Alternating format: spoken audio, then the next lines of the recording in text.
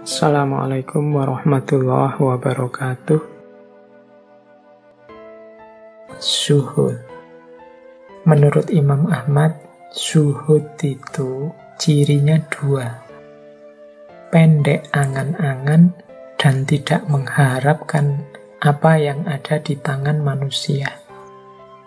Pendek angan-angan itu ndak lau-lau.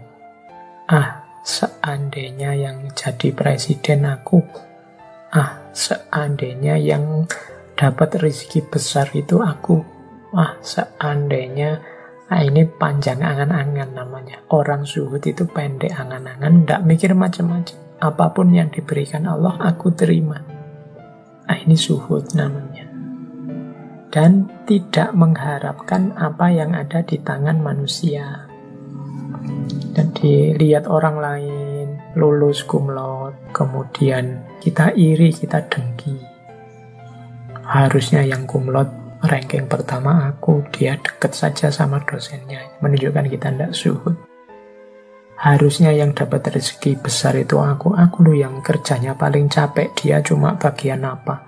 Itu namanya tidak zuhud. Harusnya yang dapat pujian itu aku, wong yo sebagian besar kerjaan ini yang menyelesaikan aku. Kok yo orang lain yang dipuji, kok yo semuanya dianggap sama saja. Ini berarti kita tidak zuhud. Hati kita masih terikat oleh dunia, masih tergantung pada dunia, tergantung pada komentar orang, pujian orang. Jadi zuhud itu pendek angan-angan, tidak membayangkan yang tidak-tidak. Kalau memang bukan rezekinya ya sudah, bukan jatahnya ya sudah. Dan tidak mengharapkan apa yang ada di tangan manusia, tidak iri, tidak dengki. Itu zuhud. Selanjutnya menurut Imam Ahmad ada 3 jenis zuhud. Ada zuhudnya orang awam. Zuhudnya orang awam itu meninggalkan yang haram-haram. Ada zuhudnya orang khusus. Orang khusus ini zuhudnya meninggalkan yang kurang manfaat. Ada zuhudnya orang lebih khusus lagi, para kekasih Allah, yaitu meninggalkan segala yang menyibukkan, membuat jauh dari Allah. Ini 3. Ya monggo kita introspeksi sendiri-sendiri ya. Kita ada di level zuhud yang mana? Kalau kita masih berjuang meninggalkan yang haram, berarti kita ada di level zuhudnya orang awam. Kalau kita sudah melampaui itu, Pak, kalau yang haram, yang dosa-dosa itu, alhamdulillah, saya sudah bisa meninggalkan. Oke, kalau gitu sekarang naik kelas sedikit, tinggalkan yang kurang manfaat. Ya monggo teman-teman dicek yang kurang manfaat apa. Berlama-lama pegang HP kah? Berlama-lama nongkrong di kafe kah? Berlama-lama ngobrol yang tidak ada gunanya kah? Berlama-lama surfing, googling, nonton drakor, apapun itu. Coba kita introspeksi. Kalau memang tidak terlalu penting, kurang manfaatnya, yo latihan untuk ditinggalkan. Kalau kita sudah sukses meninggalkan yang kurang manfaat ini, alhamdulillah, berarti kita sudah ada di level zuhud yang kedua. Nah, kalau sudah sukses meninggalkan yang kurang manfaat, ayo naik kelas lagi.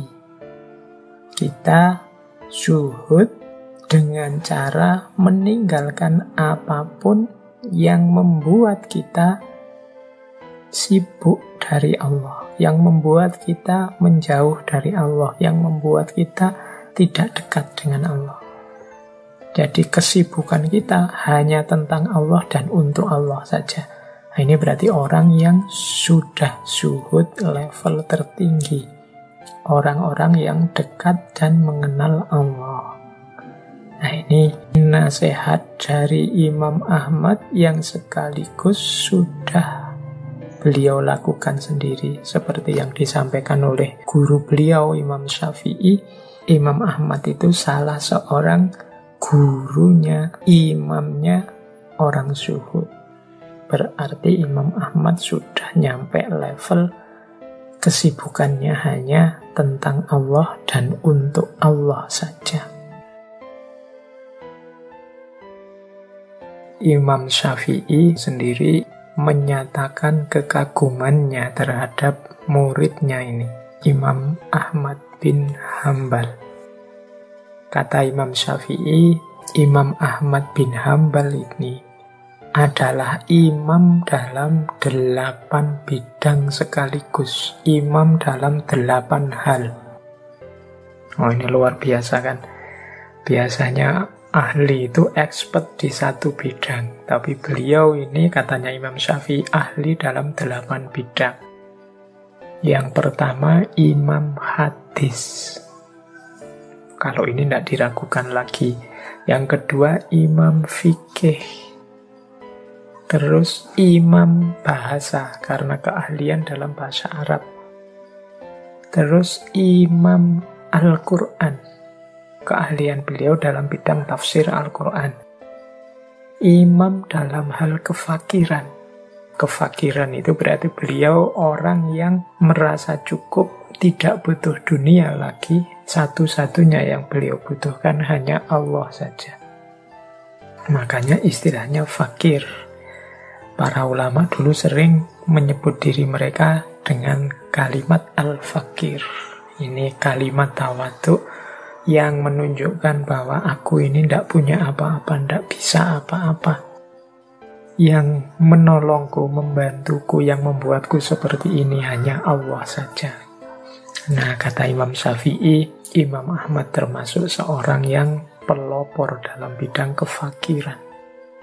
Kemudian imam dalam zuhud.